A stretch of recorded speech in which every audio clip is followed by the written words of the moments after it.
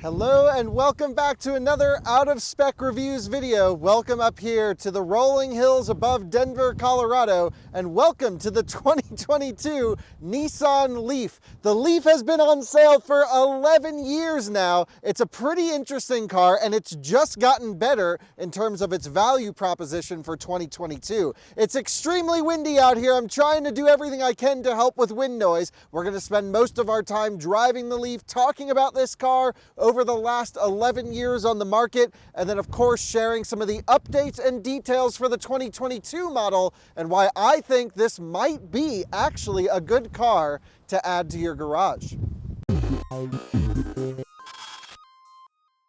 You have to forgive me as we're working with about 45-mile-an-hour gusts out here. It's absolutely insane. This is the Nissan Leaf SL Plus. That means it has the big 62 kilowatt-hour battery pack, the 215 horsepower motor, 250 pound-feet of torque. What's that, about 160 kilowatts on the front motor? Pretty spicy for sure. This particular one is blending in the fall, of course being burnt orange with the leaves changing. Up here though in the rolling hills, pretty much all the leaves have gone, but down in the city we still have full foliage. This particular car of course is pretty much unchanged from the last 62 kilowatt-hour Leaf that we reviewed. It's just a different color combination, so it's orange on the outside with this very interesting, excuse some of the mess, blue stitching on the inside with this leather-like material. Maybe it is leather perforated, and then this nice Alcantara material here. The inside's relatively unchanged. The back seats, wow, crazy windy out here. The back seats still a little bit cramped for a car of this size, in my opinion. And that's mostly because they sit pretty high. You can see there's a ton of room here, and it's mostly because of the battery pack. But trunk space is still really nice. No front trunk in this particular vehicle. See here, nice deep trunk. The seats do fold down. You guys know the Leaf. This isn't anything new. It isn't anything exciting. You can go back and watch our previous videos with this car. What I want to do is take it for a drive in sort of an untraditional setting. We'll drive it nice and slow around here around Horsetooth Reservoir in Fort Collins. And then we're going to go up one of my favorite canyon roads just over that away, where I've never really driven a Leaf in a canyon. I've actually done a track review of a Leaf, funny enough, 62 kilowatt hour. Just like this car, we did a one-lap video with it, but I've never driven one on a back road. And the thing with the track is it's relatively easy because it's just one lap, and that's all it has to do. With an air-cooled battery like this, though, we'll talk about that inside the car. How will it handle the back road? I'm not sure. So let's jump in, go for a drive, and of course I'll share why this car may make sense for you to add to your garage, like I mentioned, which is different than what I said last year. Well, I think I can stop screaming now, and that was actually like amazing how well those mics did with the wind control, the noise control. That's impressive technology. We're upgrading the audio here. I tried wearing these mics in the car, by the way, because you guys mentioned let's improve the audio, but it doesn't sound good in the car because you can't hear the car working. Anyway, let's turn the car on. Car's on, and we'll talk about value, pricing, specs, range, all that stuff. So, into drive. Just so you know how I'm going to drive the car, eco mode off, e-pedal on, which is its one pedal driving characteristics. I've already gone through, I think, and shared all of these details about the Leaf.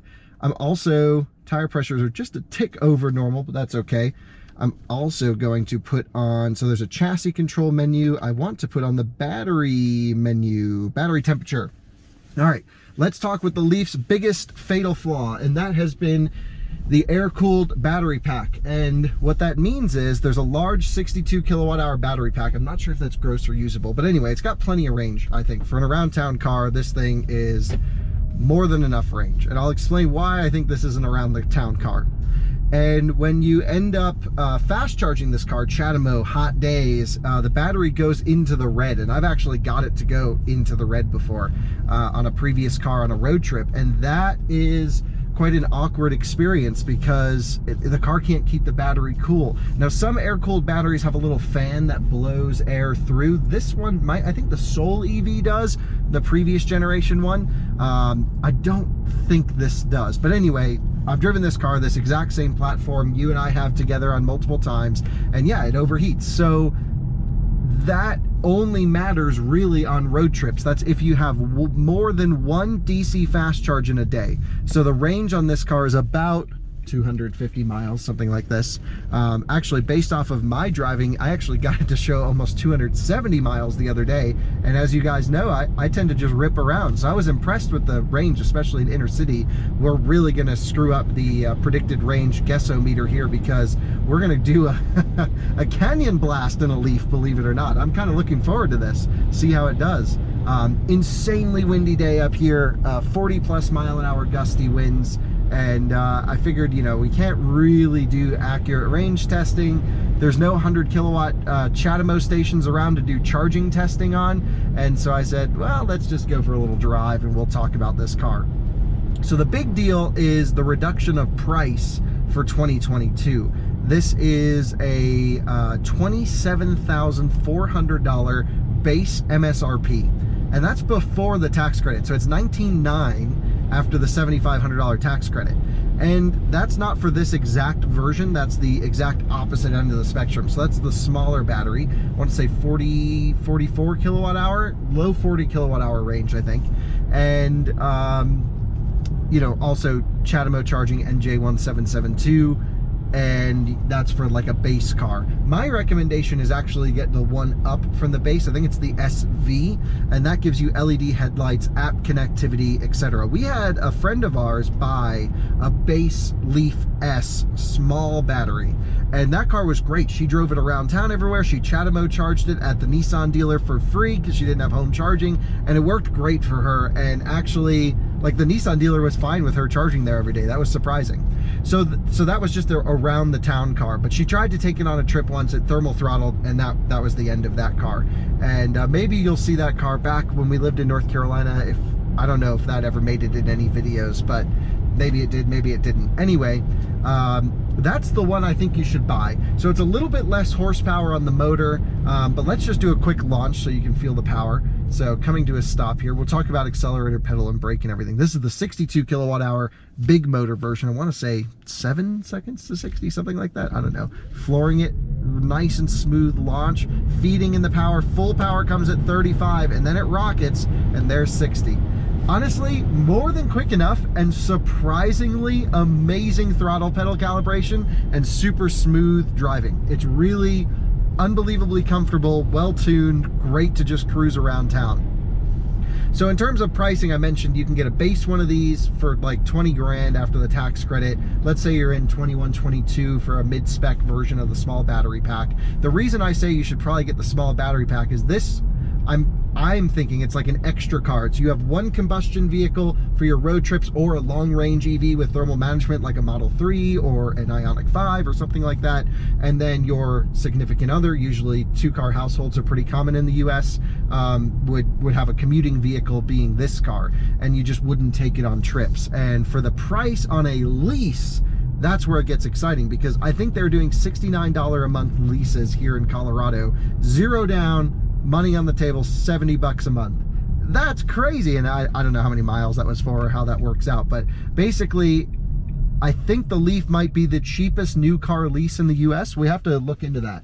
I'm just guessing. And it's such a comfortable, refined powertrain, great suspension tuning around town, where it's just a refrigerator with comfy suspension and wheels to get you from A to B, and you're doing it, you know, tailpipe emission free. That's really nice. Something I've noticed, you guys know I'm a huge performance car enthusiast. I love combustion cars. I just reviewed an AMG yesterday. Like, I love that stuff. But inner city emissions have been coming up in my head. These are things I'm thinking about. You know, the overall picture is the car more efficient or less. I really don't think one car makes all that difference, like your buying decision. But I think reducing inner city tailpipe emissions is really nice. And I noticed this when I was in Europe too. They have these Umwelt zones, which is Euro 6 only vehicles, I think. And it was like noticeably cleaner and less diesel-y than it was, you know, years ago when I used to go to Europe. So I think this makes a big difference, having so many EVs in urban environments for localized emissions. And, you know, is that reason enough for you to buy a car? No, buy a car that works for you. And for me, as like just an extra car, like to run around town, I've now had this Leaf for a week. And, you know, we have tons of stuff in the driveway. I have my electric smart car. We have combustion vehicles. This is what I drove all week. I just got in this every time. I'm like, oh, let me run to Starbucks in the morning. Leaf, start button, reverse, go, burn out of the driveway. It doesn't care. You don't have to worry about it. This thing's proven technology. It's been around forever, and I still see like first-gen Leafs everywhere. Especially here in Colorado, they're very popular, and they just are great, cheap around town cars. So I think the big question comes, do you buy a used cheap EV for this purpose, or do you just lease one of these? I'm not sure buying one of these makes sense new. I just think you do one of these cheap lease deals. So there's the value proposition. This one that we're driving is almost 40 grand. No need to get the maxed out one. Look, it has a great sound system, great headlights, really good range. And a car like this, range doesn't matter, because with thermal throttling, it's not going to become your road trip car. There might be certain situations where you need the bigger battery pack, like for me to get from Fort Collins to the Denver airport and back, might be stretching it in the smaller battery pack. That might be enough for me to tip over. If you have one of these weird situations, then go for that. I'm just going to come to a stop here really quick, and let's get the car set up for performance driving. No one's ever said that in a Leaf before. So I'm going to go VDC system off. That's vehicle dynamics control, which is basically ESP, but it still stays on. I've done track reviews. I have chassis control, active trace control on, which is kind of its like brake torque vectoring system, I believe. And so let's just, again, foot on the brake, launch it, go. It launches pretty hard. If you have any bit of a wet or slippery surface, it will just leave a burnout mark there. So we're starting with the battery temperature. This is mainly why I'm doing it, with just like a couple notches to the right of cold. I haven't driven the car all day. It's sat in my driveway, and we're at 83% state of charge. We have one pedal driving on, and so every time I lift off the accelerator pedal, it's going to be regenning, and I think it blends a little bit of friction too, because it'll one pedal drive when the battery's fully charged. So it's definitely doing some sort of friction blending. And here we go, wide open throttle through here. Feels a little bit awkward. Wow, the wind is really picking up insanely. You know, why are we shredding a Leaf up a canyon? Is that the most practical use of our time? No. But beautiful day for a drive. No one's really out here, because all of the mountain bikers and hikers and everything don't want to be doing stuff in the wind. Such a smooth, quiet power delivery, really is. So wide open throttle's great, really nicely tuned. The braking is the real downside of this car, I think. So the brake pedal, it's a fully brake-by-wire system. And what that means is you're pushing your foot on the brake on a sensor to say, hey, I'm slowing down the car, and there you go. By the way, this car only has about 350 miles on it. It's brand new. It's just, I was the first one to get it. Thank you, Nissan, for sending it to us. We appreciate it. And I can't wait for the Aria. That's going to be the big car. We'll talk about that in a second. Let me just give you a quick performance analysis of the Leaf. With VDC off, it loves to smoke the tires on corner exit, and that's just the nature of a high torque front wheel drive car on eco tires. So coming out of the corner. See, traction control still kicking in here a little bit. The car is heavy, the steering's way over assisted, suspension's not used to this kind of stuff. No Leaf owner's really ever going to drive their car like this. It tells me there's a high wind warning in about 25 miles. How about that? Nice. I tried to chuck it into that corner a little bit harder than normal, and it did not respond well. Gotta modulate throttle on corner exit, because it'll just understeer straight. So that's just the nature of super ungrippy eco tires, of course. And it's just so soft. You know, but certainly for what this car is and the price, I'd be surprised if you could find anything that could kind of keep up with this. I mean, I'm thinking GTIs are more expensive. This car on like a really good set of tires would do, honestly, pretty well, I would say. So anyway, let's just continue up the road. We don't need to shred the car. I do kind of want to see how the battery handles. We've already warmed it up a little bit driving hard. I've never really gone on a long blast in a Leaf to see if driving it hard can heat it up enough. So where is Nissan in its electrification strategy? 11 years ago, they launched the Leaf. And I want to say that was a 20 kilowatt hour version. I mean, it was a really small battery pack for a battery electric. And these cars, for the most part, had really bad thermal issues, especially those that lived in hot climates, that were fast charged a lot. Fast charging used to be an option on the Leaf. And, you know, they've just kind of degraded over time. But like, I think I spoke to a new or old Leaf owner that has like 15 to 25 miles of usable range left on his car.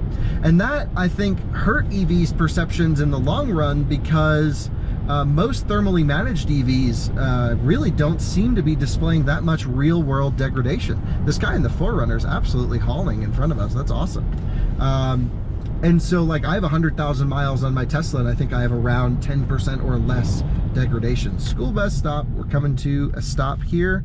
We'll just see where they need to go, and then we can open it up afterwards. Yeah, so, you know, degradation on the early Leafs were pretty bad, depending on the use case. Those that lived in moderate climates, colder climates that slow charged their cars, I think they're still holding up relatively well.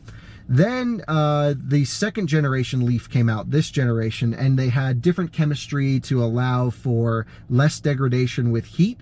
But the big thing when they launched this 62 kilowatt hour battery pack a few years ago, we all expected it to have a thermally managed battery pack with liquids. So a glycol based system that would go around. So that bus driver and I, we know each other now, but he doesn't recognize me because I'm always in a different car, but I see him around. And now we're wide open throttle. Silently pulling away. That is the nice thing of an EV, is you can rip and no one knows.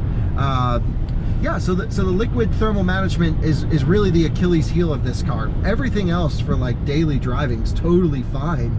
And you know, the second Achilles heel, I guess, would be the CHAdeMO situation. So there's two charging ports on this car. There's the J1772 charging port, which is just your standard, you know, level 2 J plug, and that can do, I think, 7.7 kilowatts in this car. So what's that, a 32 amp onboard charger? And then you can also get the CHAdeMO plug. I believe it's standard on the 62 kilowatt hour, and I believe fast charging standard across the model range, including the small battery now. And this will do a peak, they claim, of 100 kilowatt charging. I don't think I've ever seen 100 kilowatts on a Leaf. Maybe I have in a video. The peak I've ever seen, I think, was around 83 or 84 kilowatts in my charging testing. But I can't actually do that here in Colorado because I can't find any CHAdeMO stations that are capable of outputting what this car can accept.